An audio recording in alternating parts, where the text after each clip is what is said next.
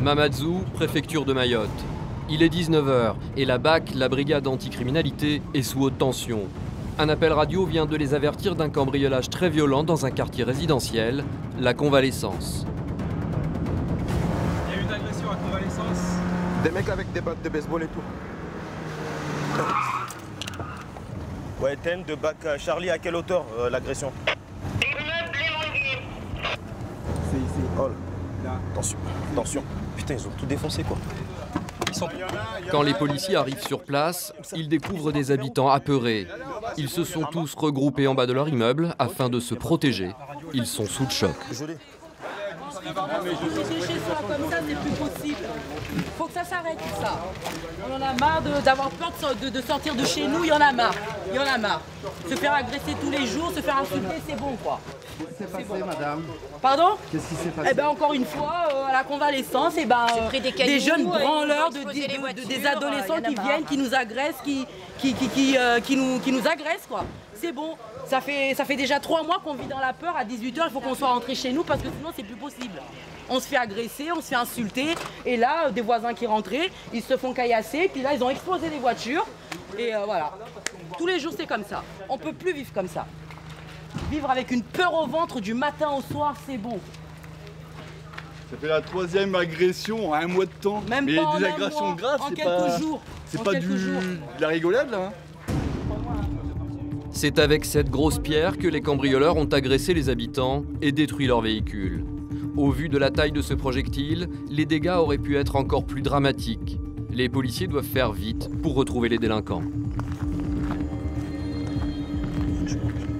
Et effectivement, quelques mètres plus loin, ils surprennent un groupe de jeunes suspects. Hey, le premier qui bouge l'allume. Le premier qui bouge l'allume. Vite. Couche. Couche-toi, je te dis. Couche-toi. Couche-toi, allez, couche-toi. Couche-toi au sol, je te dis, putain. Au sol. Toi aussi. Couche-toi au sol, vite. Au sol. Allez, vous bougez pas. Attends, on sait pas si c'est ça ou pas. Afin de confirmer que la bande est bien celle qui a agressé les habitants, la BAC fait venir les témoins de l'attaque. Maintenant, vous baissez les yeux là. Vous baissez tous, vous regardez par terre. Hey, tu regardes par terre, je te dis.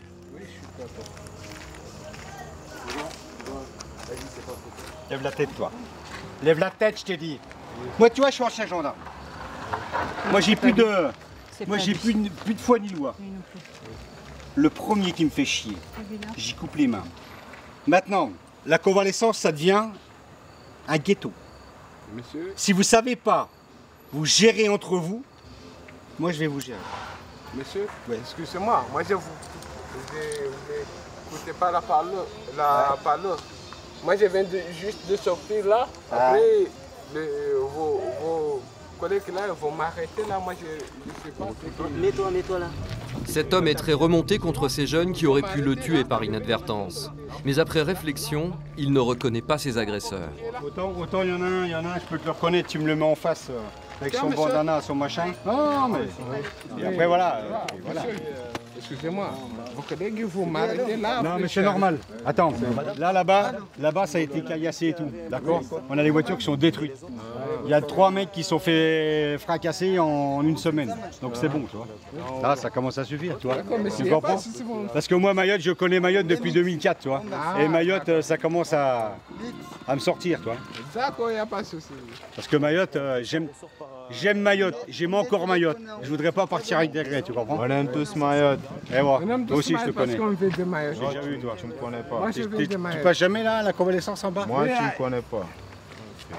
Moi, tu me connais Je vis pas. de Mayotte, on connaît tous ça. Ici, les habitants commencent à être excédés par ces attaques à répétition. Chaque semaine, un drame du même acabit frappe un quartier résidentiel. Combien de temps, monsieur, Ça bouge? Ouais. Ben, ça bouge, moi, depuis... Je veux dire, ça fait 1 an, ça fait 1 an et demi que je suis là, et ça fait 1 an et demi que ça dure. Avec des vagues, mais là, la vague, elle est, on va dire, je sais pas si elle est encore haute, mais là, elle est déjà bien haute. Hein.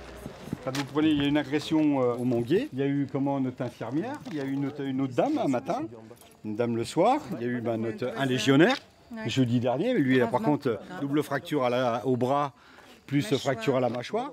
Le collègue là, de la Péri qui est à l'hippocampe, il s'est fait massacrer dans son appartement.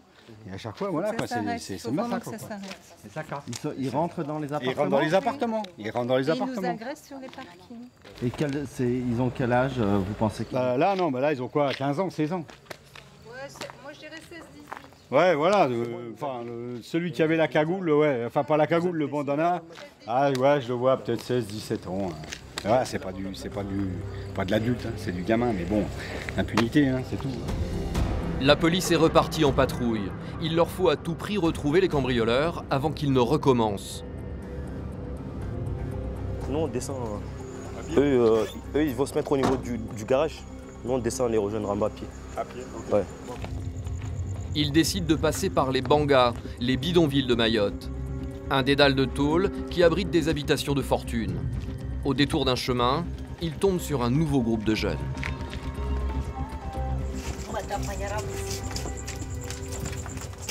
Toi, c'est la 3e fois qu'on te croise. Beaucoup. Qu'on te croise là. T'as mis carte qui va vite, pourquoi? Parce que j'ai peur. On va avoir peur de la police. Parce que nous, on était chez nous. T'es sûr? Ouais. Parce que lui, il n'était pas chez lui. Hein. Lui vient juste de nous voir. Ok les gars, cool. C'est bon, allez. Merci, monsieur. Encore une fois, mauvaise pioche. Ces jeunes ne correspondent pas au profil des agresseurs.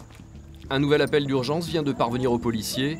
Un immeuble voisin du précédent vient d'être lui aussi victime d'une tentative de cambriolage. Sur place, un autre habitant choqué.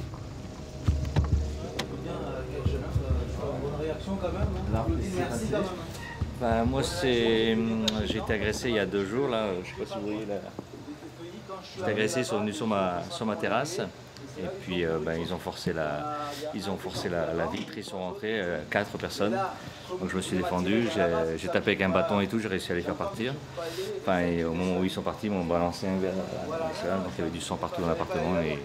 Et là aujourd'hui, j'ai mis l'alarme sur le balcon et l'alarme s'est déclenchée, donc j'étais chez les voisins parce que ma famille a eu peur.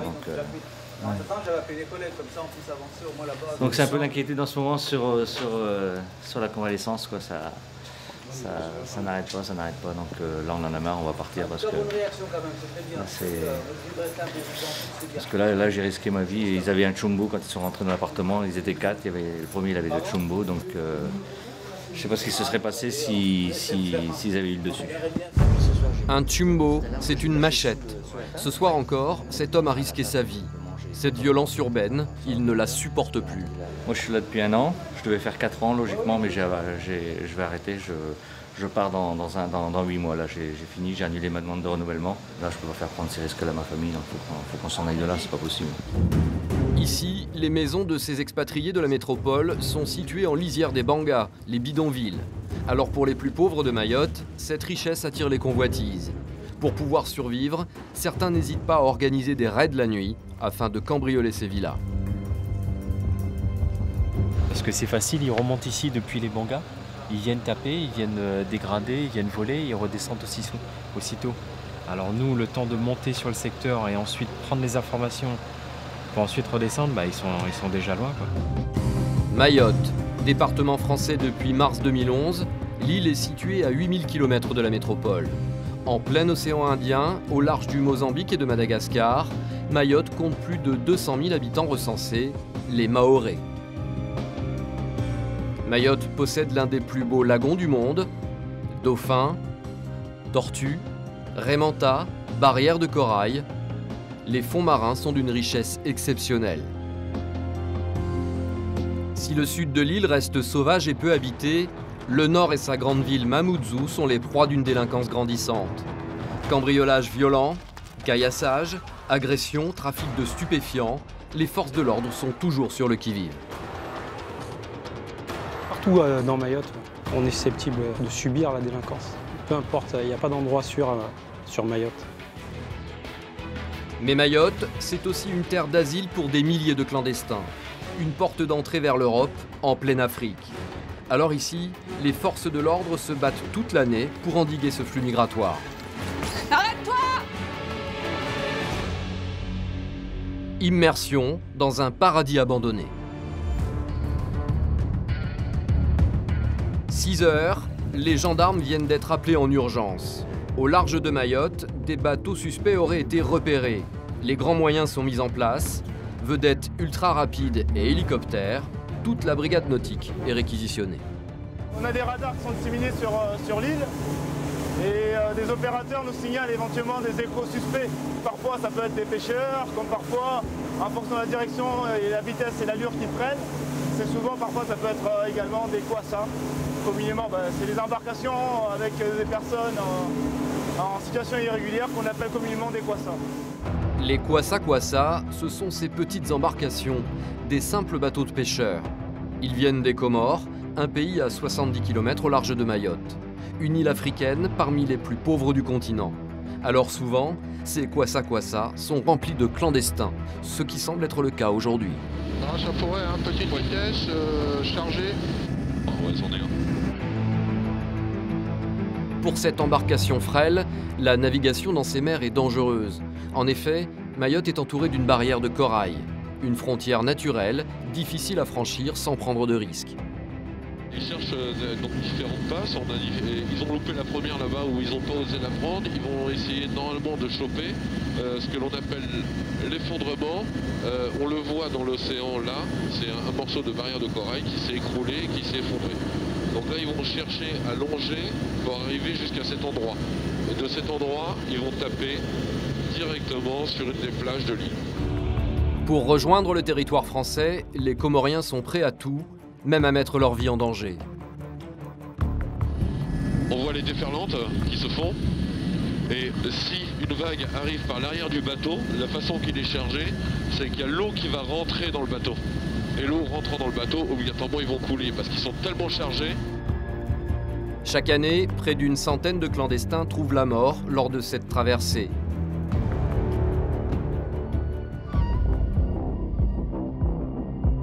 Depuis l'hélicoptère, le pilote avertit ses collègues de la position précise de l'embarcation. J'ai visuel un bateau là, monsieur. 253. Ok, merci. Les gendarmes ont l'habitude de ce genre d'intervention. Alors très vite, ils arraisonnent le kwassa-kwassa. À bord, une vingtaine de Comoriens, entassés les uns sur les autres. Des hommes, mais aussi des femmes et même des enfants. Première étape, les mettre à l'abri sur la vedette des gendarmes. On va commencer, les enfants ils viennent.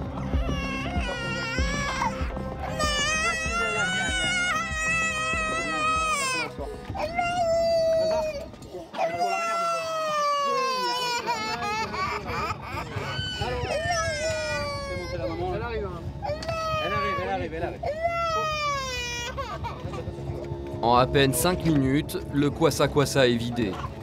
Allez, on l'aide derrière. Ces passagers savent que pour eux, le voyage est fini. Alors certains n'hésitent pas à se faire passer pour malades pour amadouer les forces de l'ordre. Les hommes sont fouillés pour vérifier s'ils sont armés. Seul le passeur est menotté. Assis. C'est bon pour moi. Et pour info, j'ai un troisième écho scène nautique derrière. La brigade nautique vient de recevoir un nouvel appel radio. Une autre embarcation a été repérée à quelques milles. Il y en a un deuxième, c'est ça? Il y en a un deuxième et voire un troisième, un peu plus au large. Le prochain écho 250, un nautique 1. Et effectivement, en à peine 2 minutes, les gendarmes aperçoivent un deuxième kwassa-kwassa. Celui-là était très proche du but. Nous, on a fait une vingtaine de nautiques et eux, ils étaient à 1 nautique et demi de l'îlot. Donc il leur restait moins de 3 km pour toucher les côtes de Mayotte. Encore 10 minutes et ils étaient arrivés à terre. L'objectif de ces kwassa-kwassa, c'est cette plage au loin. En face, c'est l'îlot Msamboro. C'est un îlot, c'est l'îlot où parfois on rencontre des kwassas qui viennent et qui débarquent directement sur l'îlot. Donc là, ici, on est sur une des plages. C'est la plage qui donne sur la Grande Terre. Et on arrive à distinguer des abris qui sont juste au bord de la plage. Souvent, les personnes, quand elles arrivent, elles peuvent s'abriter à l'intérieur. Ce sont des abris de fortune, hein, faits avec à base de tôle. Et ça permet de s'abriter de la pluie, en cas de pluie et parfois la nuit. Une fois sur les terres mahorais, Les clandestins soudoient des pêcheurs locaux qui les transportent jusqu'à Mamoudzou, la ville principale de l'île. Selon la préfecture, chaque année, plus de 20 000 Comoriens émigrent vers la France. Ils viennent d'Anjouan, l'île des Comores la plus proche de Mayotte, dans l'espoir d'une vie meilleure. Anjouan, nous sommes pauvres. Et Mayotte? Riche. En période de crise sur place sur les Comores, avec la situation de Mayotte, pour eux c'est plus venir pour essayer de survivre. Avec les peu de moyens qu'ils auront ici, pour eux ça équivaut à mieux vivre que sur place au niveau des Comores. Sur ce bateau, la plupart sont des habitués de la traversée. Régulièrement, ces hommes et ces femmes tentent de rejoindre la France. Oui, mais je crois que je le connais aussi. On était très ensemble. Ouais, voilà, il dit quelque chose. Chance aujourd'hui, j'ai pas de chance aujourd'hui. On n'est pas continu. Demain peut-être. Demain? Oui. L'argent est fini. C'est fini? Oh monsieur, donne-moi les 50 €. Ouais. 50 € pour retour à Mayotte. 50 €, c'est? 50 €. C'est tout? Tout. Vous y croyez, vous, aux 50 €? Non, moi je vous dirais plutôt 200 €, c'est le tarif habituel. Ouais. 50 € je pense pas. Une deuxième vedette de la gendarmerie a été réquisitionnée pour transporter les clandestins. Direction Dzaoudzi, sur Petite Terre. Les Kwassa-Kwassa sont remorqués eux aussi, afin d'éviter qu'ils ne dérivent dangereusement. Une fois sur Terre, les clandestins sont transférés vers l'hôpital.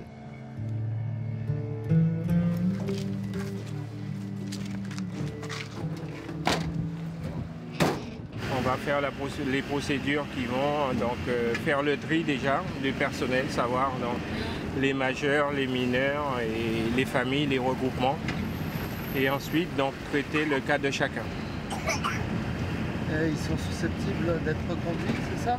Les personnes sont susceptibles d'être reconduites s'ils ne font pas, ils n'ont pas de quoi rester sur le territoire. Et ça peut se passer quand, la reconduction? La reconduction peut se faire aujourd'hui même, selon les délais, avec les bateaux, selon les bateaux ou par avion. Avant d'étudier leur dossier, les gendarmes vont faire passer un examen médical aux clandestins.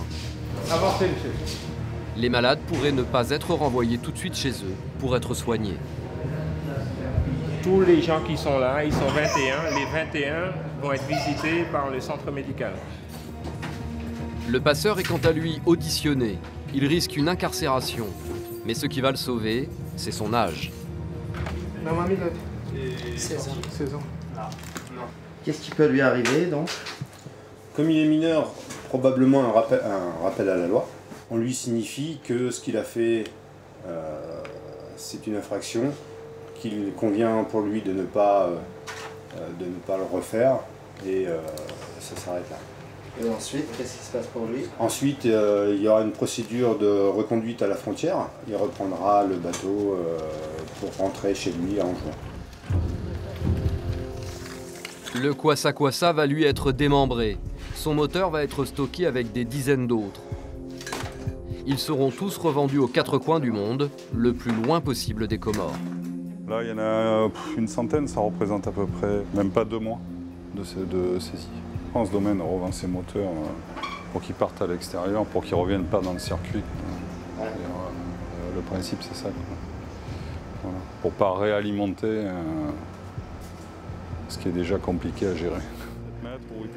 La barque, elle, est détruite dans une décharge.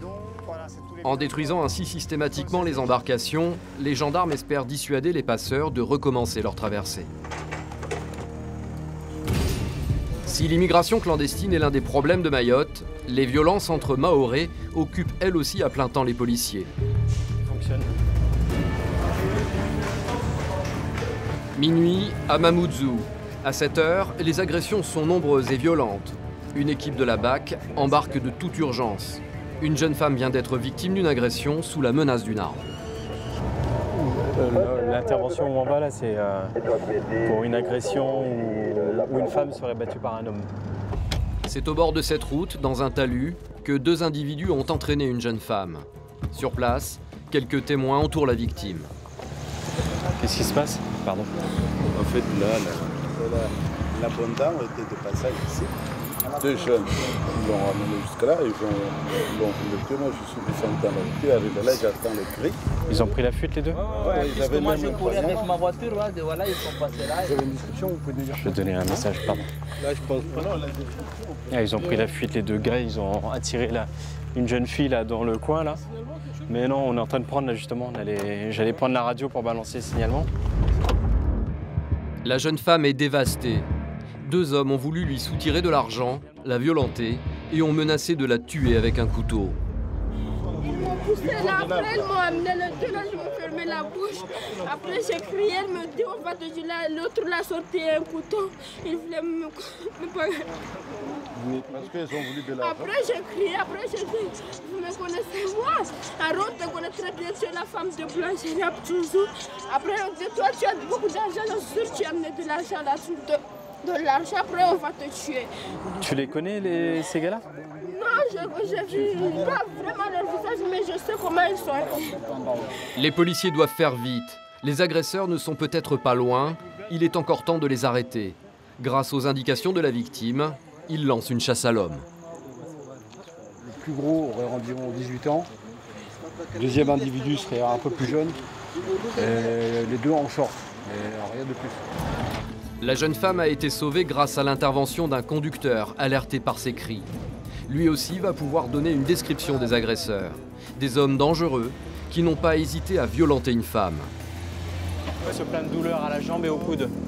Apparemment, elle a été menacée à l'aide d'un couteau également, donc elle a peut-être été blessée, mais elle ne le sent pas. Tu crois qu'il y aura encore des identités à prendre? Tu as des témoins encore? Non, moi j'ai pris que ceux qui pouvaient reconnaître. Le monsieur, il peut reconnaître, donc j'ai pris la jeune fille et le requérant, c'est tout. Après, le reste, c'est vrai que j'ai pas demandé.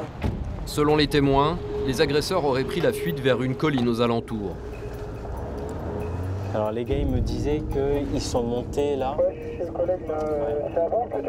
Apparemment, ils ont grimpé là. Bon, ils sont porteurs de couteaux. Hein. Ouais, ils ont des couteaux. Ouais. Très vite, un appel radio rassure les policiers. L'un des hommes a été repéré. Donc Bactu a récupéré un individu qui pourrait correspondre. Ils sont en train de descendre sur les lieux de l'agression pour essayer de la faire reconnaître à la victime. Sur les lieux de l'agression, le suspect est présenté à la victime et aux témoins. Tous sont formels, c'est bien lui qu'ils ont vu dans le talus. Impeccable. Et le gars qui était avec toi, il est où? J'étais avec personne.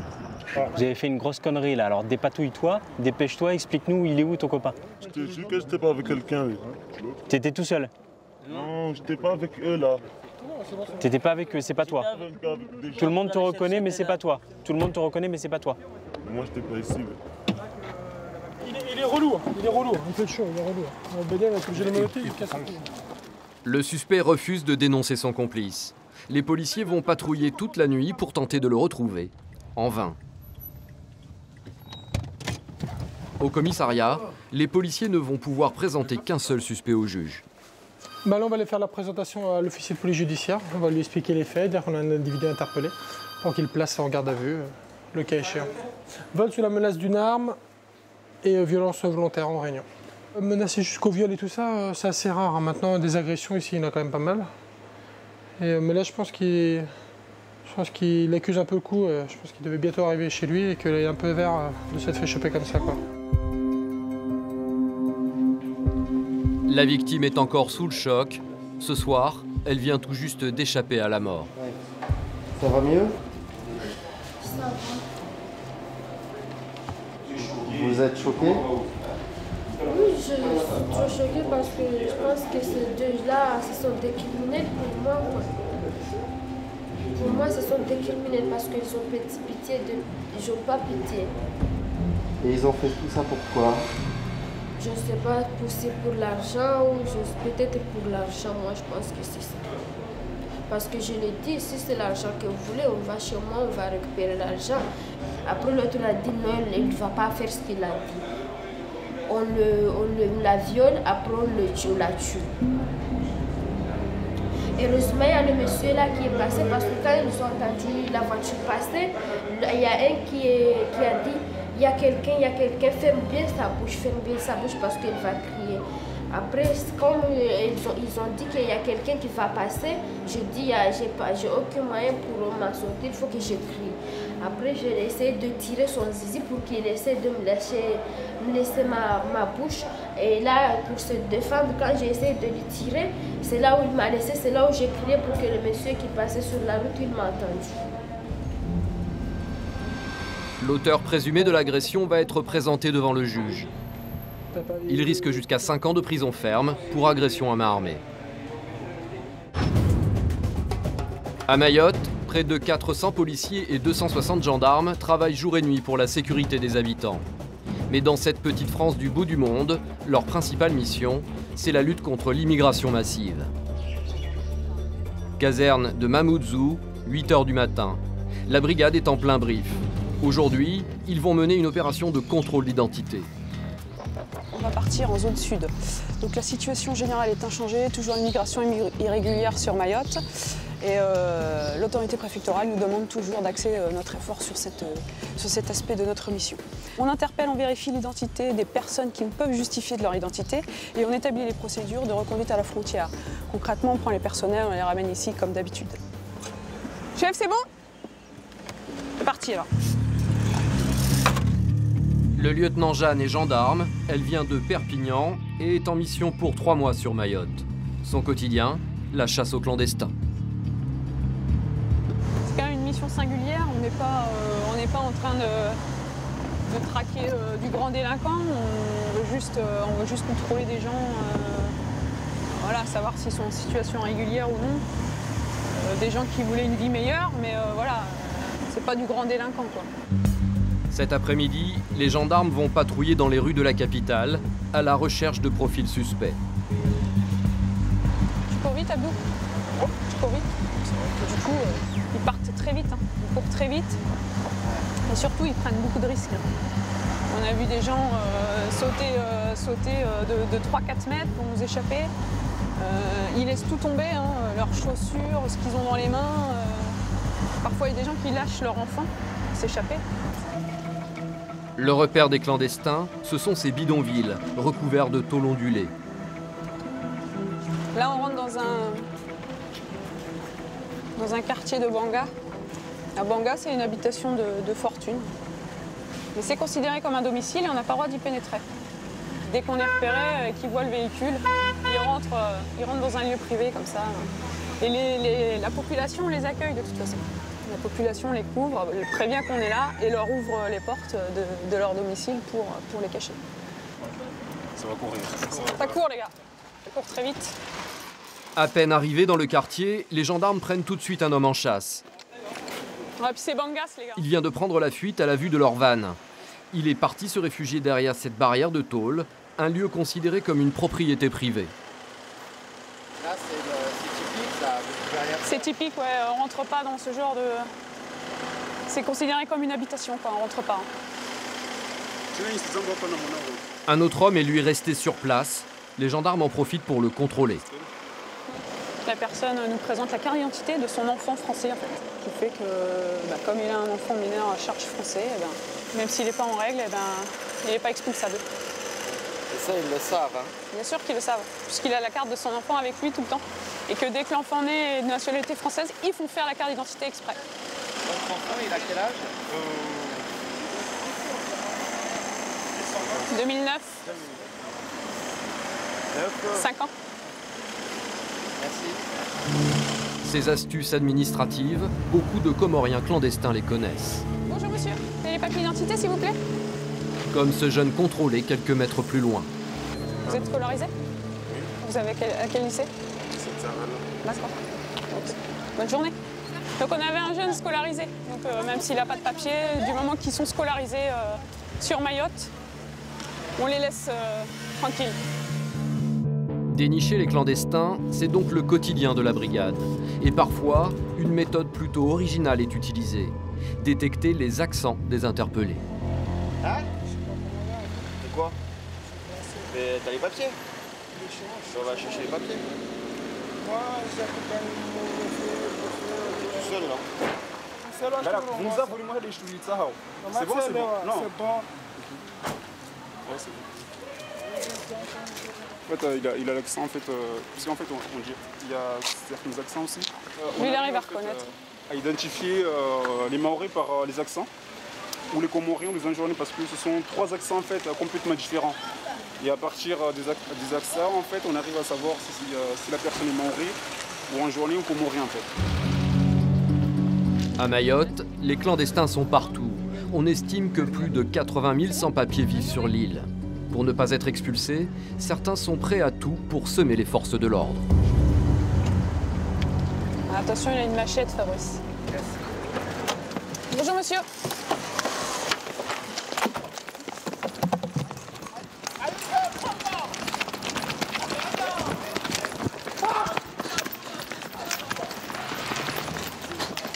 Ah, les gars.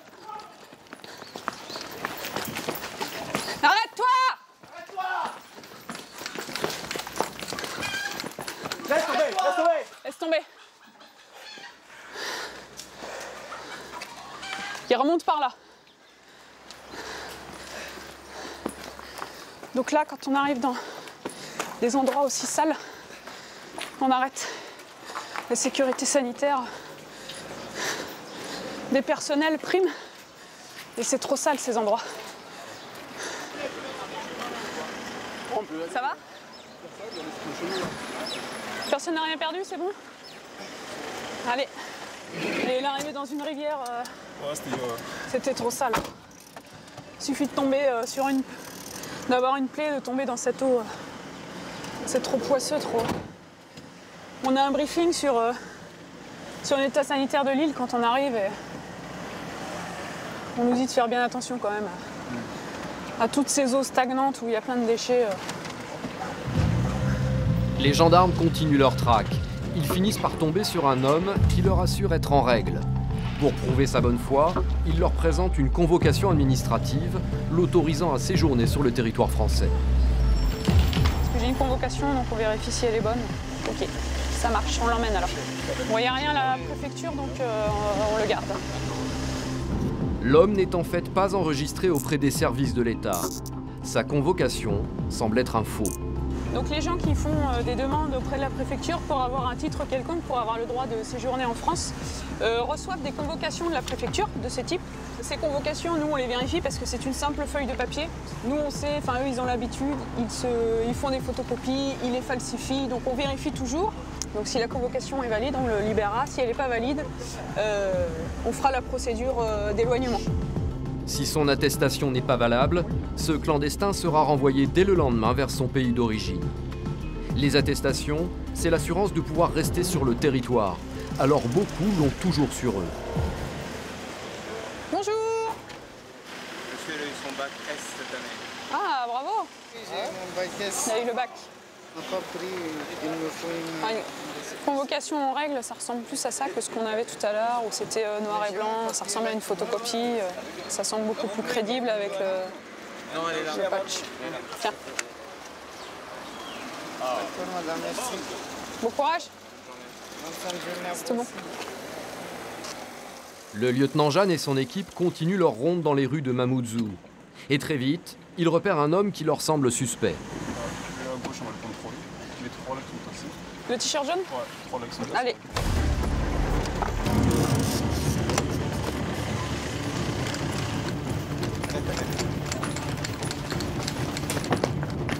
À la vue des gendarmes, l'homme a pris la fuite à travers les ruelles des Bangas. Mais il est très vite rattrapé et interpellé. Bonjour, bonjour. Bon là, c'est flagrant quand la personne s'en va au courant, c'est qu'elle a quelque chose à se reprocher. Donc... Et là, vous ne vérifiez même pas, vous le prenez directement. Bah là, il nous a dit qu'il n'avait pas de papier. Mais bon, quelqu'un qui s'enfuit en courant, en général, c'est qu'il n'a pas les papiers. Ce clandestin sera le dernier que les gendarmes interpelleront aujourd'hui. Car dans ces quartiers populaires, le message est vite passé. D'habitude grouillantes de monde, les rues se sont miraculeusement vidées en quelques minutes. Il n'y a plus personne dans les rues. L'alerte a été donnée? Oui, je pense, ouais. Il n'y a plus personne dans les rues, là. Il y a toutes les jeunes et les femmes. Il faut savoir qu'on est repéré de très loin, hein. Ils connaissent les véhicules. Et dès qu'on est repéré, le mot passe dans le village et on est très vite. On ne peut pas rester dans une zone très longtemps en fait. Les 2 clandestins arrêtés aujourd'hui sont amenés à la gendarmerie. Ils sont fouillés, puis auditionnés. Asseyez-vous, monsieur. Vous travaillait ici? Travaille pas. Comment il vivait? Alors, bah, soyez chez Gégibas. Il fait un peu du bricolage en fait. Il bricole à droite-gauche. Construction de maison, il travaille sur les champs pour gagner un peu sa vie. C'est tout, c'est ce qu'il fait. Il gagnait à peu près combien par mois? Après, à moi, ils ont comparé à peu près dans le gaz. Par mois, il arrive à gagner dans les 200 €, voire 300 €. Soit 4 fois plus qu'aux Comores, l'un des pays les plus pauvres du monde. Tu peux leur dire que pour le moment ils sont là. Et pour midi, on leur donnera un repas et de l'eau. Demain, ces 2 hommes seront donc renvoyés vers les Comores. Un voyage qu'ils connaissent bien et qu'ils sont prêts à vite refaire, cette fois dans l'autre sens. Comment? Tu peux lui demander comment il se sent? Non, ça change mana parce que il dit que ça fait très longtemps en fait qu'il a quitté en juin. Donc là, il est content de repartir. Il va parce qu'il sait qu'il va revenir. Il a dit, il va partir voir sa famille et une fois que c'est fini, il revient. Ce clandestin n'hésite pas à affirmer devant les gendarmes qu'il reviendra. Une réaction classique chez ces immigrés qui sont prêts à tout pour fuir la misère de leur pays. En pourcentage, ils reviennent à... Je dirais qu'ils reviennent à 80%. En effet, chaque jour, près de 50 clandestins sont renvoyés dans leur pays. Un balai incessant qui engorge les centres de rétention. Parmi les expulsés, des femmes, mais aussi des enfants. Scolarisés, ils auraient le droit de rester sur l'île. Mais parfois, leurs mères ne veulent pas les laisser derrière elles. J'ai 10 ans. Ce matin, j'étais à l'école, on a joué très bien. Et mon tonton est venu, il veut me prendre, que ma mère est ici. Et ma mère a dit que j'ai allé en Comore. Moi, je ne veux pas aller en Comore. Je veux rester ici, s'amuser avec mes amis. Les sans-papiers arrêtés ce matin vont être transférés au centre de rétention. Dans la journée, ils seront renvoyés aux Comores. On est en train de préparer le liste de départ. Une procédure d'expulsion ultra rapide, une exception de Mayotte afin de lutter contre ce trop-plein d'immigrés. C'est en bus qu'ils rejoignent le bateau de retour. C'est la Mayotte en tant que... Ils cherchent le boulot, plomberie, carreaux, voilà, tout ça. Tu faisais combien d'argent ici? Tu gagnais combien d'argent par mois? Au minimum 1 000 €, 1 200 € par mois, voilà. C'est pour ça que tu es venu ici? Ah oui, bien sûr. Tu vas essayer de revenir? Ah bien sûr. À demain. Cet homme ne semble pas angoissé de quitter l'île. Il sait que son retour sera rapide. D'ailleurs, il appelle sa femme pour qu'elle le suive en taxi. Attends. Allô? Chérie, rattraper la barge, un taxi va rattraper à ville. Sa femme va le retrouver à l'embarcadère et lui donner de quoi tenir avant son retour. J'ai une femme là. Viens, viens, viens, viens. Il a besoin de me donner de l'argent. Voilà, merci.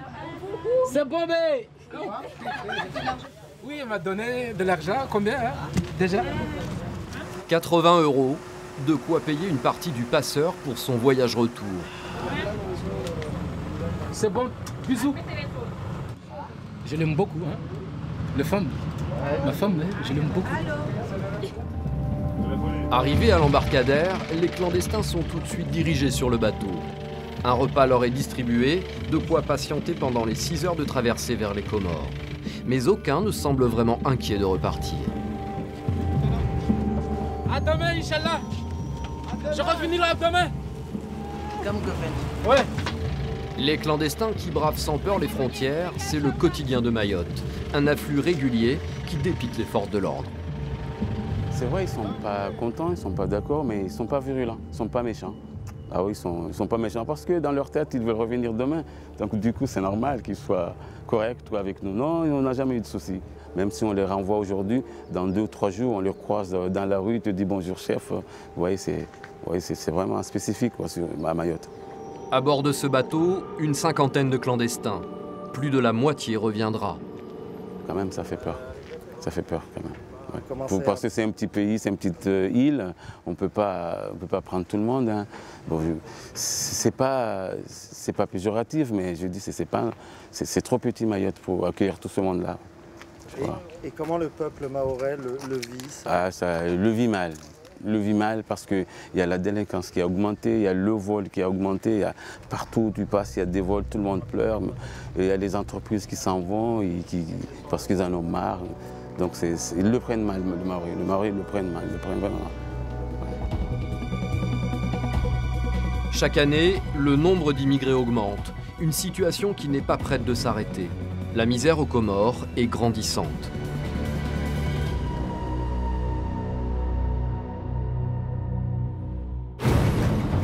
Dans un instant, dans Révélation, vous découvrirez un autre fléau de l'île, le trafic de drogue. Il y a du business ici, là. À notre arrivée, ils ont tout laissé par terre et puis il y en a partout. Vous verrez aussi qu'à Mayotte, les jeunes enfants sont parfois obligés de voler afin de survivre. Une délinquance juvénile difficile à gérer pour les forces de l'ordre. Dans notre frigo, il y a bien boire, moi je serai pas là, je vous dis. Moi j'ai pas besoin de cette vie, moi, putain. Commissariat de Mamoudzou, brigade des stupes. Ici, 4 policiers enquêtent à temps plein afin de lutter contre le trafic de drogue. À Mayotte, c'est l'herbe de cannabis qui fait des ravages. Différentes formes. C'est ce qu'on appelle le fagot. Le fagot, c'est du semi-gros en fait. Ça, vous avez un fagot pour 100 €. Fagot pour 100 €. Et après, du semi-gros, on retrouve le détail. Et le détail, c'est le tube. Le tube qui est à 10 €. Et après, souvent sur les points de vente, ce que vous verrez, c'est qu'ils le coupent en 2. Et ils font un demi-tube à 5 €. Voilà. À l'intérieur, vous avez ce qu'on appelle de l'herbe de cannabis. Ici, c'est appelé du bambé. Voilà, c'est l'herbe de cannabis. On peut connaître de partout. C'est la principale drogue de l'île? Ouais, c'est 98% de ce qu'on peut trouver à Mayotte. Cette consommation et par conséquent ce trafic se développe dans certains quartiers. Les policiers ont décidé de sévir. Aujourd'hui, ils ont mis en place une opération de surveillance dans le quartier de prédilection des dealers. Ce quartier spécifique, il s'appelle Jamaïque, donc c'est un gros point de deal ici. Plusieurs équipes de policiers se mettent en planque. Leur objectif, assister en direct à une vente de drogue. Avoir le témoignage d'un acheteur est la seule façon pour eux de pouvoir incriminer le dealer. Et très vite, un nouvel appel radio les prévient qu'une vente a eu lieu. Transmets. Ouais, pour info, un Mahorais, une Mahoraise, Mahorais t-shirt rouge, pantalon gris, la Mahoraise t-shirt rayé, jean avec un sac. Ça repart vers le sens interdit, à pied. Ouais, reçu. Les policiers font vite. Quand ils arrivent au rond-point, les acheteurs sont toujours là. Un couple qui vient de se fournir en cannabis.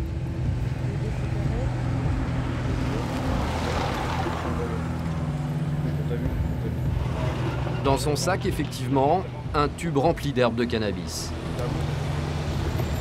Qui a acheté? C'est moi qui ai acheté. C'est toi qui as acheté? Vous venez avec nous? Oui. Les deux? Les deux acheteurs sont amenés au commissariat, dans l'espoir qu'ils dénoncent leur dealer. Donc le client, on va lui faire une audition. Il aura sûrement un rappel à la loi. Et il va nous expliquer qui lui a vendu et nous désigner la personne. Et effectivement, à peine l'audition débutée, la jeune femme a peur et donne la description de son vendeur régulier. Un jeune qui porte une casquette rouge. Sur le terrain, une autre équipe va maintenant tenter de l'interpeller. Ouais, Fabien de Dôme, tu crois qu'on peut taper là? Ouais, allez-y. Ouais, c'est reçu. Bah, tous les équipages, on y va. Il y a l'objectif principal là. C'est un individu type africain, Rasta. Il avait une casquette rouge et un jean bleu. Les hommes des stupes s'arment pour cette interpellation. Car à Mayotte, certains quartiers peuvent être dangereux pour les policiers en intervention. C'est quoi ça? C'est le lanceur de balles de défense, calibre 40. C'est comme un flashball mais en mieux, plus précis.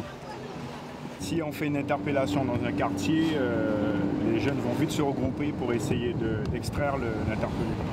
Le problème, c'est que la moindre intervention, le moindre événement dans un quartier, ça attire tout le monde. Toute la population va sortir, venir voir ce qui se passe. Et donc parmi la population, il y a les jeunes qui ne vont pas se gêner pour envoyer des pierres sur les autorités qui sont là. Et l'autre avec la casquette rouge. Sur place, les policiers repèrent tout de suite le vendeur décrit par la jeune femme.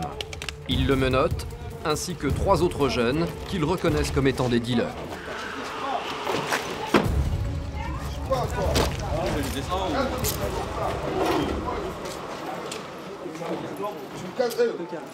Arrête de toucher comme ça, s'il te plaît. Tu le mets, mais tu ne touches pas comme ça. On met comme ça, toi. Et vous bougez pas. Tu sors de là, tu nous laisses faire notre travail là. Certains hommes restent à rôder. Les policiers doivent vite les évacuer afin d'éviter tout risque d'affrontement. On t'a dit de bouger là. Car il semble que sur place, ces jeunes aient laissé traîner une partie de leurs marchandises. Il y a du business ici là. À notre arrivée, ils ont tout laissé par terre et puis il y en a partout. Partout. Donc ça vient spécialement des Comores, de Madagascar. Et ça arrive par bateau et ça arrive sur l'île. Dans les Kwassa? Oui, dans les Kwassa, oui. Pour cet après-midi, on a un petit peu cassé le business là. Mais ce que les forces de l'ordre aimeraient surtout trouver, c'est le stock principal de stupéfiants. C'est un labyrinthe, c'est un petit quartier, là. Donc il y a beaucoup de caches potentielles. Donc on a interpellé un des vendeurs et là on a le chien qui est en train de chercher s'il y a du produit stupéfiant qui est caché ailleurs. On espère trouver la cache, vraiment l'endroit où ils entreposent le gros du produit. Un maître chien va maintenant fouiller la zone à la recherche du gros de la drogue.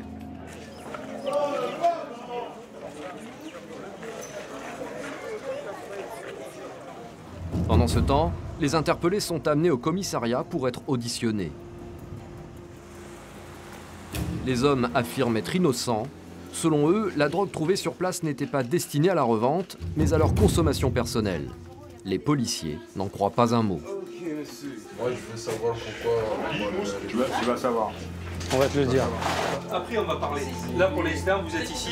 On va faire des vérifications et après, on parlera tous ensemble. Hein? Sachez que si on vient vous chercher, c'est quand même pas pour rien. Je sais, mais voilà. Ici, on n'a pas d'innocent. Preuve supplémentaire, le chien de la gendarmerie a trouvé d'autres cachettes durant sa fouille. Ils sont à 47,3. Voilà, un trafic qui apparemment existait déjà depuis un petit moment. Donc voilà, avec l'aide du chien, on arrive à trouver facilement ce qui se vend dans la rue et ce qui est illicite. Au total, seules quelques dizaines de grammes d'herbe ont été saisis. Une prise modeste, mais pour la brigade des stupes, peu importe la quantité. Une grosse prise pour vous Une grosse prise, pas forcément, mais c'est juste éradiquer un trafic de stupéfiants qui embête tout le monde en fait dans le quartier. Ça permet aux gens qui habitent là d'avoir un peu plus d'air. Et ça montre aussi que la police est là et que tout n'est pas possible. C'est avec les petites prises qu'on fait des trafics un peu plus gros et un peu plus gros et un peu plus gros. Parmi les interpellés, 2 sont placés en cellule, dont le vendeur à la casquette rouge de ce matin. Ils seront déférés le lendemain devant le procureur et placés sous contrôle judiciaire. Ils risquent jusqu'à 5 ans de prison et 75 000 € d'amende.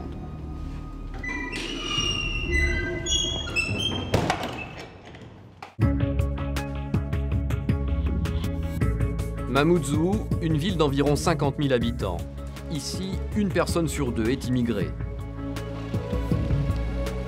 Centre hospitalier de la ville, service maternité. Chaque semaine, plus de 80 naissances. Une véritable usine à bébés. Lui, là, il a couché hier à 22h. Hier à 22h. Et lui? Oui, c'est aujourd'hui, il vient de naître, je crois. Beaucoup de Comoriennes viennent accoucher ici. Eh ben, félicitations Ouzaya, hein. En naissant dans cette maternité, les bébés pourront d'office devenir français à 16 ans s'ils le souhaitent. Votre bébé? Oui, c'est mon bébé. Oui. C'est votre premier? Non, le 6e. Une espérance d'avenir meilleur pour les enfants et l'espoir d'obtenir un titre de séjour pour les parents. Vous avez combien de naissances, pardon? Là, depuis qu'on est arrivé, je crois qu'il y en a eu 3, c'est ça? Moi, j'en ai fait 2, toi, un accouchement et tout. 3 depuis qu'on a commencé la garde. Vous l'avez commencé à quelle heure? À 7 heures et à 3 heures. Je crois que le record en 12 heures, c'est 17. Mais là, cette année, on va arriver à plus de 4500 accouchements que à Mamoudzou. C'est beaucoup plus que les... C'est plus que l'année précédente et que l'année d'avant encore. Conséquence de ces naissances en grand nombre sur l'île, près d'un habitant sur 2 a moins de 15 ans. Dans les rues des villages, les enfants sont partout.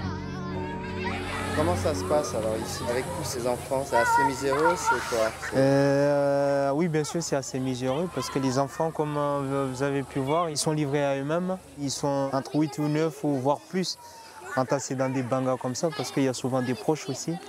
Ils traînent dans la rue. Parce que la famille, elle n'est pas tout le temps derrière le gamin en fait. Donc ils ne savent pas ce que les enfants ils font de la journée. Donc les enfants, ils rentrent que le soir. Les policiers doivent donc régulièrement patrouiller dans ces quartiers afin de surveiller ces jeunes. D'ailleurs, l'équipe de la BAC vient de rencontrer un groupe qui rentre de l'école. Ils procèdent à une fouille.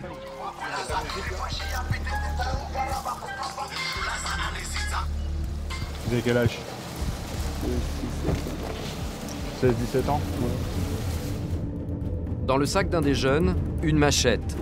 Une trouvaille qui n'a malheureusement rien d'exceptionnel. Ils se mettent là au bord des routes. Ils sont avec leur chambeau, hein, c'est le coupe-coupe. Et s'il y a des gens qui passent et il y a des choses qui les intéressent, eh bien, ils agressent ces personnes-là. Ou sinon, ça les permet de voir en même temps dans les quartiers résidentiels s'il y a une personne qui quitte son domicile, ils vont fraquer le domicile. Donc c'est pour ça que nous on passe, on les contrôle et on les fait rentrer dans leur quartier. Leur quartier, ce sont ces petites ruelles escarpées et délabrées. Ici, les enfants vivent dans la plus grande misère. Ces sentiers sont difficiles d'accès pour les étrangers. Souvent, les policiers s'y perdent. Voilà, donc des fois on doit courser des gars et courir après eux. Ouais. Ici, ils galopent comme des lapins ici. Ils connaissent parfaitement le terrain et lorsqu'on course les mecs, en fait, eux, ils savent où ils vont, mais nous, on ne sait pas trop où on va. Ça leur donne un peu d'avance. Cette délinquance des mineurs, encore une fois, la BAC va y être confrontée. Un appel radio vient de les avertir d'un cambriolage à la poste. Nous sommes dimanche et l'alarme s'est déclenchée. Sur place, le directeur a interrompu son jour de congé pour les accueillir. Une habitude. Ça va faire comme l'autre fois, quoi. Ouais. Ça vous est arrivé combien de fois, monsieur? Bah, ça nous est arrivé la dernière fois, la semaine dernière, par les mêmes procédés. Voilà. Les policiers fouillent les lieux à la recherche des cambrioleurs, des bureaux qu'ils fréquentent régulièrement.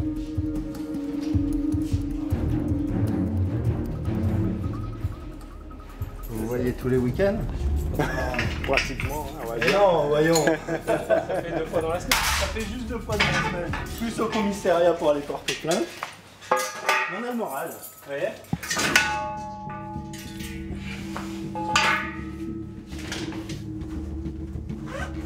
Dans la salle du PC Sécurité, une vidéosurveillance a tout enregistré. Sur la bande, on peut distinguer des très jeunes, à peine sortis de l'enfance, en train de pénétrer les locaux. Je crois qu'ils sont là. Ils sont au moins 5 ou 6. Ouais. Ils sont pas bien grands. La vidéo, ouais, ça serait du 13-14 ans, ouais. Entre une fourchette du 13 et 15 ans. Ouais. C'est des petits jeunes, comme d'habitude. Pas moyen de faire un gros plan. Alors attends, zoom. Pas de chance, l'image est trop floue pour formellement identifier les jeunes cambrioleurs. C'est tout le temps pareil, hein.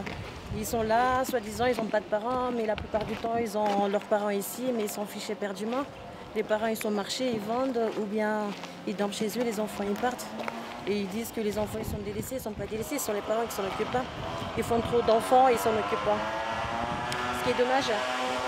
Parce que souvent c'est les petits qui sont ramenés ici, ils passent en premier, ils font les trous, ils passent pour ouvrir aux grands. Et puis nous souvent on les attrape, des fois on les attrape pas. Et voilà. Mais quand on les attrape, c'est pour quoi faire? Pour les mettre, pour les faire retenir 2-3 heures de temps, 4 heures de temps, pour les faire repartir. C'est dommage pour nous. Des fois on se fait mal pour rien. Moi je dis on se fait mal pour rien. Peine perdue pour les forces de l'ordre, les jeunes ne seront pas retrouvés. À quelques kilomètres de là, un autre délinquant vient lui d'être interpellé. Le gardien d'une école primaire a trouvé un jeune homme entré par effraction. Qu'est-ce qui s'est passé, monsieur? J'ai pas cassé, c'était déjà si. C'était déjà À 15 ans, il s'est servi dans le frigo de la salle des professeurs. J'ai une envie de boire. C'est pas de ma faute, hein. Si dans notre frigo il y avait à boire, je serais pas là. Si dans notre frigo il y avait à boire, moi je serais pas là, je vous le dis.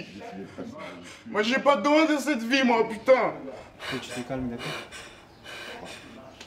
Merci. Vas-y, prenez-moi, que ça en finisse, ça. J'ai pas demandé ça, moi. Allez-y, calmez-vous, d'accord? J'ai pas demandé ça, putain. Et vos parents, ils sont où? Mes parents? Oui. J'ai que ma mère dans la vie. Mon père, il est décédé, je vous le dis. J'ai que ma mère. Et ma mère est... Ma mère, elle a pas de job, comme moi. Ma mère, elle a pas de job, Ma mère, elle a pas de job. Elle se débrouille comme elle peut. Et moi aussi, je fais de mon côté. Pas pour les nourrir, eux. Parce que aussi, ma mère savait que je bouffais des trucs volés. Elle allait me tuer, c'est sûr. Mais... Le jeune garçon tente d'expliquer son geste. C'est la faim et la soif qui l'auraient poussé à voler. Ah, je sais. Bah, si vous avez envie de boire, pourquoi vous n'étiez pas parti au village pour aller demander... Au village. Ici, il n'y a que des égoïstes ici. Des égoïstes, chacun pour soi et Dieu pour tous. Pour survivre, les enfants de Mayotte affirment n'avoir pas d'autre choix que voler. Chaque dimanche, les enfants vont casser les KGB là-bas en bas. Chaque dimanche. Pour voler quoi, monsieur? Pourtant, ils volent les yaourts, les boissons, les bières pour les professeurs là. Dans la voiture, les policiers tentent de raisonner le garçon, même s'il est difficile pour eux d'en vouloir à ce jeune délinquant. Il y a beaucoup de jeunes qui frappent pour manger ou pour trouver des objets pour revendre. Moi, apparemment, lui, c'était pour manger, pour boire. J'aurais pu demander, sauf qu'il me l'aurait refusé. Ouais, mais ça coûte rien de demander. En demandant, on n'est pas battu. Donc là, on va te présenter à l'officier de permanence. Hein. D'accord? Ouais. Tu vas tout expliquer à l'officier de permanence. Tu lui dis la vérité, hein. Ça sert à rien de mentir. Et puis ça va vite se régler. Ok? Ouais. L'adolescent sera entendu au commissariat et sermonné. Sa mère viendra le chercher en fin de journée. Être policier à Mayotte, ce n'est pas un métier de tout repos. La plupart des fonctionnaires présents sur l'île sont en mission courte, de quelques années maximum. Franck est en poste depuis 1 an. Il est policier au sein de la PAF, la police aux frontières. C'est sûr que ça me change de mon boulot d'avant, de métropole. Qui était? J'appartiens à la SRPJ de Normandie, donc c'est tout ce qui est vol à main armée et quelques homicides, les affaires sensibles dans toute la Normandie, haute et basse Normandie. Franck n'est pas venu seul à Mayotte. Sa femme et ses 2 enfants l'accompagnent. Un changement radical pour toute la famille. J'ai mon fils qui a 8 ans, il s'est mis à la mode mahoraise. C'est-à-dire? C'est-à-dire que, parce qu'on habite vraiment au plein cœur d'un quartier où en face c'est des maisons de tôle, sur le côté c'est des maisons de tôle. Et il va jouer pieds nus avec les petits mahorais du quartier.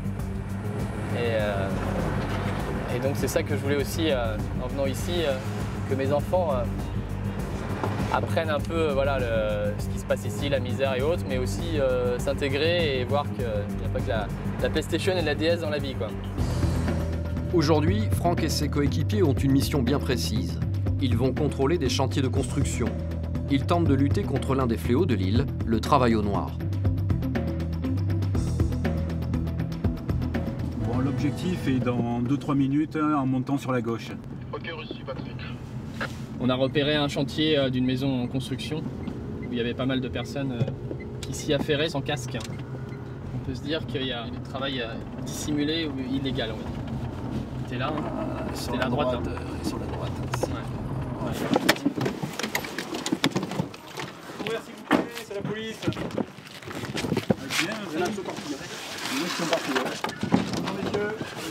Bonjour. On est de la police, on va faire un contrôle sur les chantiers. À l'intérieur, 5 ouvriers à l'œuvre. Tout de suite, les policiers les interrogent sur leurs conditions de travail. Vous travaillez ici depuis quand, s'il vous plaît? 2 mois? D'accord. C'est un contrat à durée déterminée, indéterminée, vous savez? C'est un CDD. Vous gagnez combien par mois à peu près? Ça, on n'est pas encore payé, donc... Vous n'êtes pas encore payé, mais ça fait 2 mois. Vous n'êtes pas encore payé, c'est bizarre ça. Pas de rémunération pour celui-là. Et encore plus grave, celui-ci n'a même pas de contrat de travail. Si t'as pas signé de contrat, c'est pas grave, c'est pas contre toi. Hein. C'est pas contre toi, il n'y aura pas de problème. Hein. D'accord, et tu seras payé quand même. La loi te protège, donc il n'y a pas de souci. Les policiers vont maintenant interroger l'entrepreneur. C'est lui le responsable, et il risque gros s'il est hors la loi. Vous avez employé qui? 3 personnes. Ok. Est-ce qu'ils ont des contrats? Tous les dossiers de l'entreprise. D'accord. L'homme affirme que tout est en règle. Il sort même ses documents pour prouver sa bonne foi. Mais en fait, tous les employés ne sont pas déclarés. Comme cet homme à la casquette rose qui n'a même pas de papier. Monsieur, lui, il peut pas avoir été embauché. Oui, mais même pour un essai, il faut le déclarer. On est d'accord. On est d'accord. Il a fait une déclaration à la préfecture pour avoir des papiers. Donc actuellement, il a aucun titre de séjour pour être à Mayotte. Donc forcément, il ne peut pas travailler puisqu'il n'a pas de titre de séjour.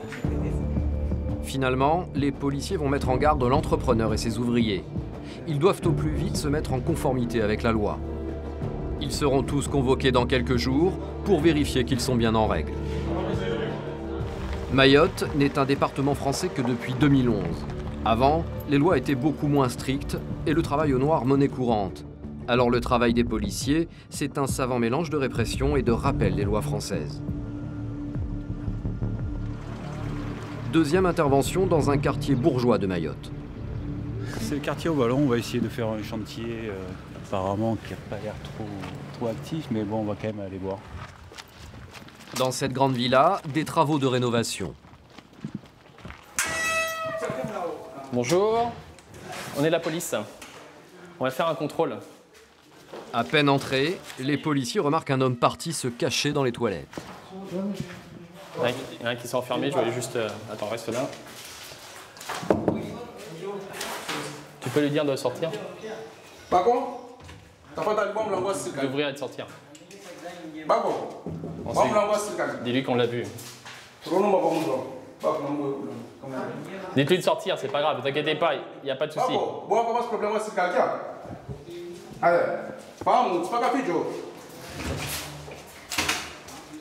Mets les mains en l'air. Mets les mains en l'air.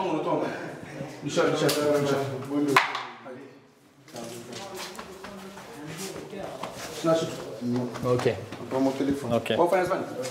Non, ok. Non, ok. Il n'y a pas de problème, t'inquiète pas, c'est la police, mais pas de problème. Ok. Voir mon tonton. Oui, oui, oui. Mais on va s'expliquer ensemble, d'accord? Je suppose que t'as pas de papier, toi. Pourquoi tu t'enfermes? Non, je vais rentrer aux toilettes. Dis-moi, je vois que tu trembles, d'accord? Il n'y a pas de souci. Tu comprends bien le français? Oui, je comprends le français. Bon. Dis-moi tout de suite si tu as les papiers ou pas. J'ai un récépissé. Un récépissé qui est valable encore? La date est déjà passée, mais du coup, ils m'ont le donné pour que j'attende. J'ai compris. T'inquiète pas, ça va bien. Il n'y a pas de problème. Mais amène-moi quand même le récépissé. Même s'il n'est pas valable, appelle pour qu'il ramène, pour que je regarde si c'est la même tête que toi. D'accord? Tu peux me dire ça, mais moi... Ce jeune homme est apeuré. Il sait qu'il risque d'être renvoyé aux Comores s'il n'a pas ses papiers. Tu as quel âge? J'ai 20 ans. 20 ans? Oui. Tu viens d'où? Je viens de Comores. J'ai étudié ici depuis mon enfance, mais En fait, je ne connais pas bien le Congo parce que je n'ai pas vécu là-bas. Mais depuis mon enfance, je suis ici, j'ai étudié ici, j'ai fait mes diplômes ici. Jusqu'à maintenant, je vis ici. Ce jeune affirme ne pas être employé sur ce chantier. Il serait ici par hasard, juste venu rendre visite à son oncle. Mais en fait, les policiers vont vite découvrir qu'ici, aucun des employés n'est déclaré. Une personne qui travaille a priori depuis 2 jours pour le propriétaire des lieux, qui fait des travaux de maçonnerie apparemment. Donc pour un salaire journalier de 57 €, sans être déclaré. Donc vous êtes d'accord, vous n'avez pas signé le contrat. Des ouvriers non déclarés et sans papier, le propriétaire de la villa risque une très grosse sanction pénale pour avoir fait travailler ces hommes. Le propriétaire peu scrupuleux se présente aux policiers. Qui emploie ces personnes-là? Qui emploie ces personnes-là?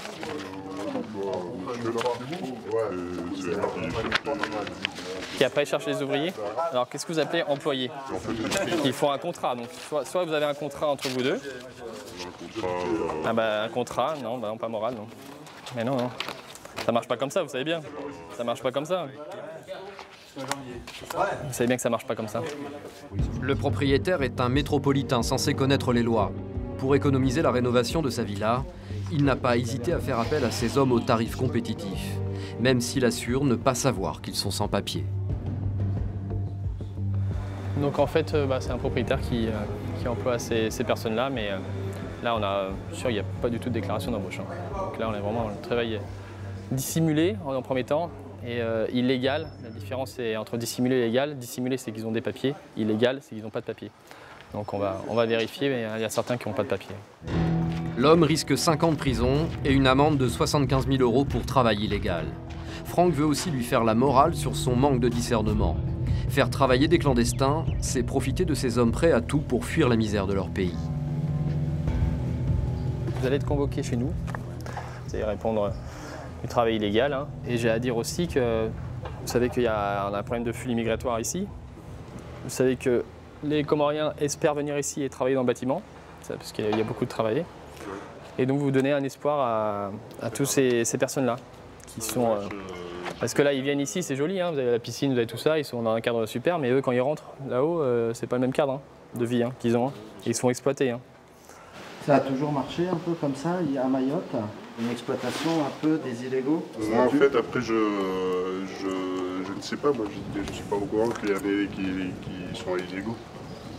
Et bon, nous, on les paye de manière normale, quoi, sans les exploiter côté monétaire. Le propriétaire sera convoqué dans quelques jours. En attendant la décision du tribunal, le chantier est stoppé net. Là, c'est fini les travaux. On est bien d'accord. Là, le chantier il est fermé, qu'on ne revienne pas demain et qu'on voit travailler, quoi. Si on revient demain et que vous travaillez... Là, c'est menottes et hop, au boulot, chez nous là-bas. D'accord. Dans la suite de Révélation, vous assisterez à une intervention policière au sein des Bangas. Une manœuvre qui va mettre en danger les forces de l'ordre. On vient de nous faire passer un message, comme quoi il y aurait des jeunes avec des cocktails Molotov qui les ont préparés, qui nous attendent à la sortie.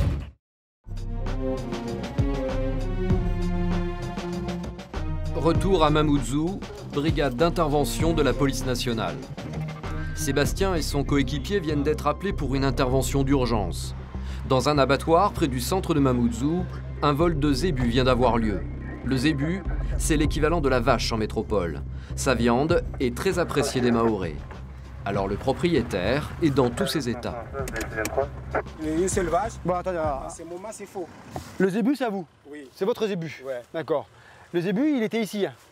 Non, moi, je trouve juste leurs coordonnées. Les cordes? Ouais. Et votre zébu, normalement, il était où, sinon? Tout près de Longoni, là-bas. Tout près de Longoni, Ouais. Ce matin, cet homme a découvert que son zébu avait disparu. Il n'a retrouvé qu'un morceau de corde. Celui-là, je le trouve au milieu de la route. Au milieu de la route? Ouais. D'accord. Coupé comme ça. Coupé comme ça? Ouais. J'ai téléphoné à mon collègue m'a dit, dépêche-toi d'aller à l'abattoir parce que plusieurs fois, là-bas, ils ont engorgé de vaches comme ça, volées comme ça.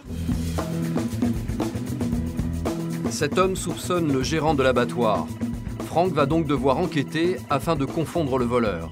En intégrant l'école de police, il était loin de se douter qu'un jour, il devrait enquêter sur la disparition d'un zébu.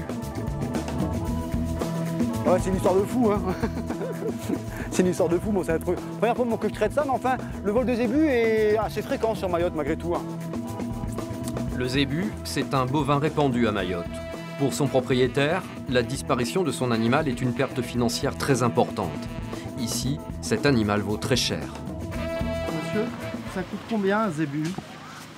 À peu près, le biquetel est à 4500 comme ça. Parce que c'était pas un petit bille, parce qu'il était gros, parce que moi je le réserve pour le mariage de ma fille, qui se passe le 25 décembre ici, ce mois-ci. En arrivant là-bas, moi je trouve qu'il n'est plus là. Sans le zébu prévu pour le dîner de mariage, les invités risquent de rester sur leur faim. La future mariée est elle aussi très remontée contre le gérant de l'abattoir.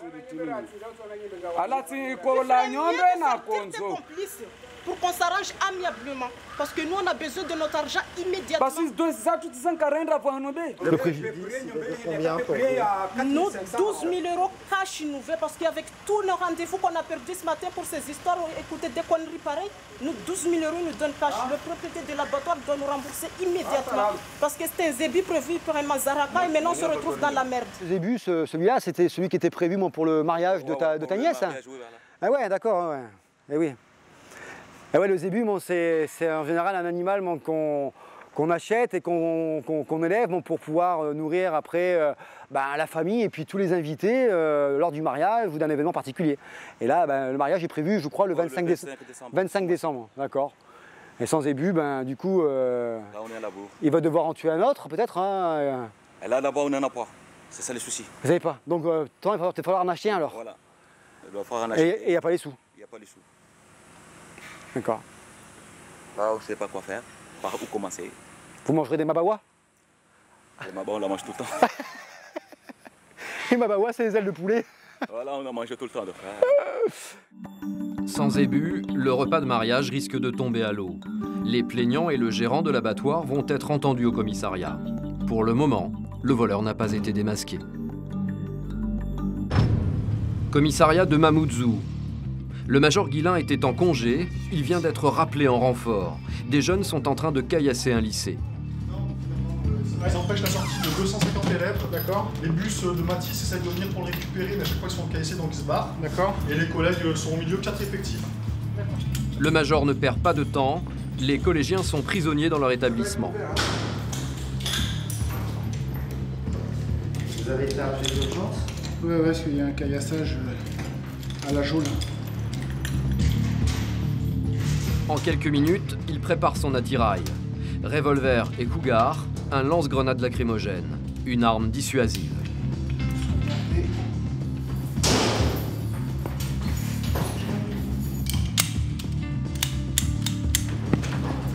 Le major attrape son gilet pare-balles, indispensable pour cette opération risquée. Il ne sait pas à quoi s'attendre sur le terrain. On commence à avoir des phénomènes de bandes par quartier et qui profitent des établissements scolaires pour régler leurs comptes. Aux abords du lycée, le major retrouve une équipe de policiers qui vient de se faire agresser. Qu'est-ce qui s'est passé? On a subi de nombreux caillassages là depuis environ 1 heure. On a fait en sorte de les disperser. Ils sont tous du coup dans le virage là-bas qui mène à la geôle. Par contre, je sais plus. Pour l'instant, les jeunes lanceurs de pierres sont maintenus à distance au fond de cette rue. On a eu chaud, hein? Bah apparemment, ouais. Moi j'étais en train de faire mes courses, on m'a rappelé, je suis venu le plus vite possible. Au départ on était peut-être 3, et on a eu une centaine de galets en même temps. Y'a pas eu de blessés chez nous? Non, c'est... T'as pris une pierre toi, non? J'ai pris des galets, mais... Ça va? Ça va. T'es robuste. Écartez-vous là. Les voyous étaient une dizaine à lancer des pierres. Le major cherche à comprendre la raison de cette rixe. Il demande des renseignements à des jeunes riverains. Vous savez pourquoi ils sont venus caillasser, les jeunes? Dis-moi, pourquoi ils sont venus caillasser? Vous voyez, c'est ça le problème. Quand ils veulent pas nous expliquer, ils nous expliqueront pas. Ça, c'est une spécificité de Mayotte. C'est vrai? Ouais. Il y a la barrière de la langue, vous avez vu, à un moment donné, il y a un autre jeune qui a tiré le plus petit pour pas qu'il nous parle, quoi, en fait. Donc après, il converse en shimaoré, donc nous, on peut pas, on comprend pas. Voilà. Ici, c'est l'omerta qui règne. Personne n'ose dénoncer d'autres Mahorais par peur des représailles. Moi j'étais endormi. On me venait me réveiller parce qu'il y avait un conflit ici. Un conflit? Par rapport à quoi? Là, je sais pas. Entre villages? Oui, oui, c'est ce qu'on m'a dit. C'est entre villages? Vous savez, vous, jeune fille? Non, je ne sais pas. Vous avez entendu parler, mais vous voulez pas dire? Je ne sais pas, je sais rien. Les caillasseurs sont encore dans les parages. Le commandant doit donc évacuer au plus vite le lycée afin d'éviter un drame. Parce qu'on va faire venir les enfants au fur et à mesure, d'accord? Bus par bus. Les lycéens sont transportés par bus, escortés par les véhicules de la police. Ouais, c'est bon, tous les bus sont partis là. En fait, ici, ça monte aussi vite et ça redescend aussi vite. Ah, vous avez vu, quand on est arrivé, il y avait plein de jeunes au bout là. Et après, quand ils voient qu'il y a un peu de monde qui arrive ou qu'on a de l'armement, en règle générale, ça s'estompe assez vite. Mais les policiers ne comptent pas en rester là. Ils sont toujours à la recherche des caillasseurs. Un des policiers caillassés vient de reconnaître son agresseur. Il lance un appel radio. Il est dans un groupe, il est tout seul. Ouais, il est dans un groupe. De combien? Ils sont à peu près, on va dire, une quinzaine, une vingtaine. Le major Guillain n'est pas loin. Il cerne rapidement un petit groupe et repère tout de suite le suspect. Et lequel? Je crois que t'es celui-là. Tiens, pose ton sac. Ah, ceux-là, probablement, mais pas encore. Oui, c'est sûr. D'accord. T'as quoi dans ton sac? Tu es scolarisé dans quel établissement? Lycée de Karani. Et vous pensez que de lycée de Karani, vous devez venir ici caillasser les jeunes? Je te file son... Allez, vous l'embarquez, hein? Tiens. L'adolescent est ramené au commissariat. Il va être auditionné.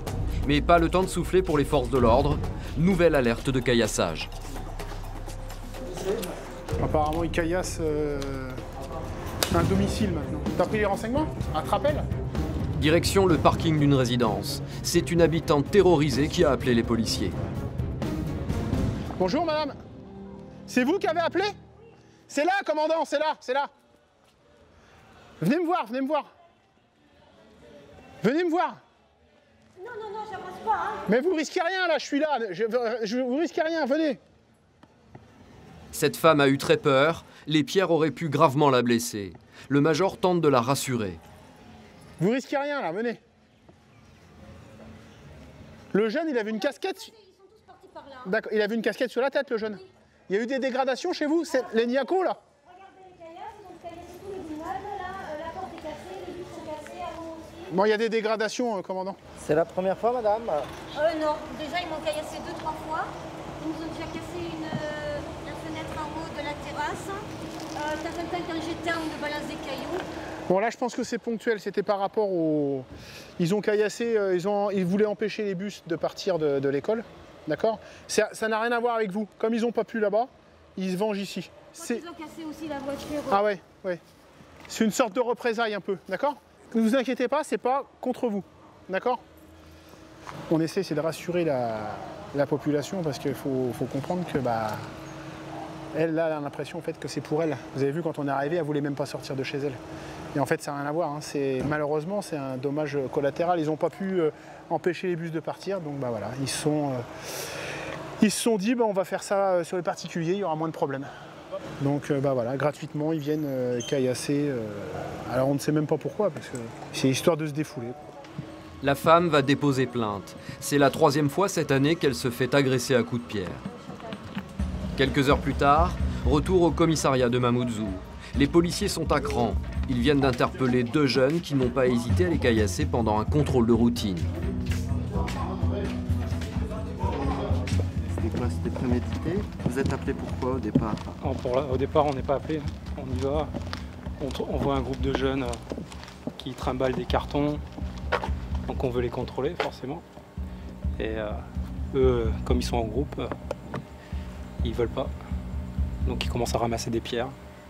Et dès qu'on s'approche d'eux, hop, ils jettent les pierres. En plus des fonctionnaires, les voitures ont elles aussi été visées. Les dégâts sont impressionnants.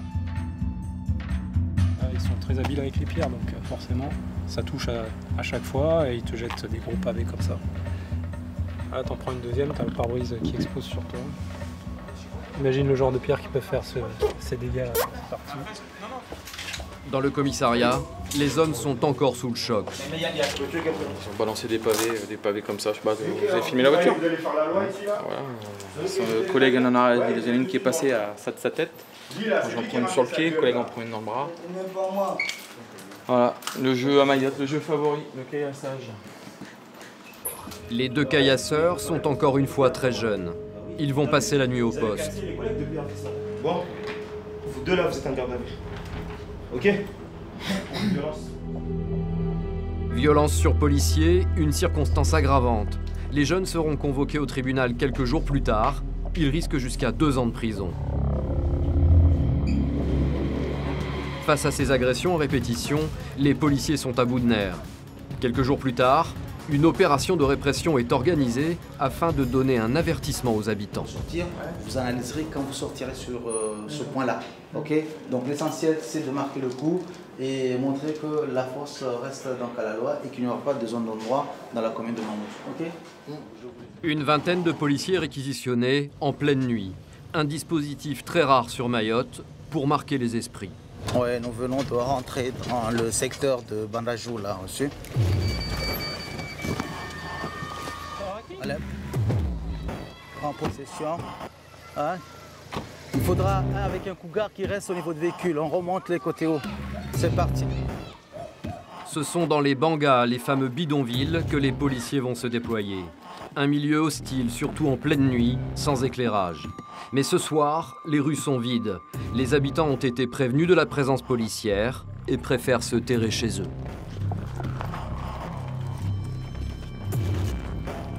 Ouais, de toute façon, on a tous entendu, l'alerte a été donnée, là, ils ont tous crié donc Moro. Ça veut dire que les gens ont eu le temps de remonter dans les bancs. Même si une grande partie des jeunes a fui, les policiers vont tout de même faire passer leur message.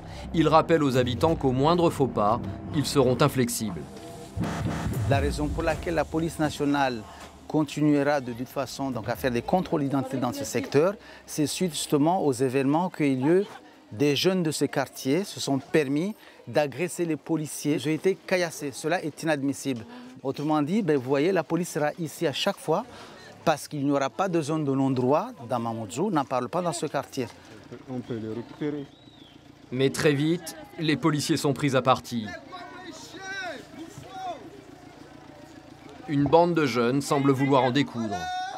On vient de nous faire passer message comme quoi il y aurait des jeunes avec des cocktails Molotov qui les ont préparés, qui nous attendent à la sortie.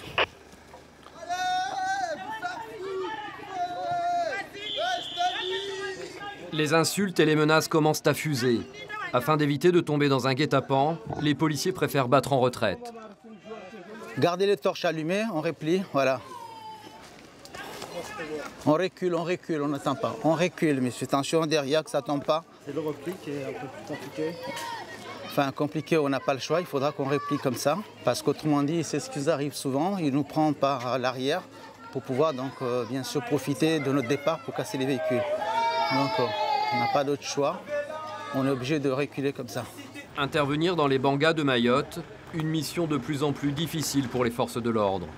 À Mayotte, 80% des actes de délinquance sont commis par des mineurs, un chiffre qui ne fait qu'augmenter.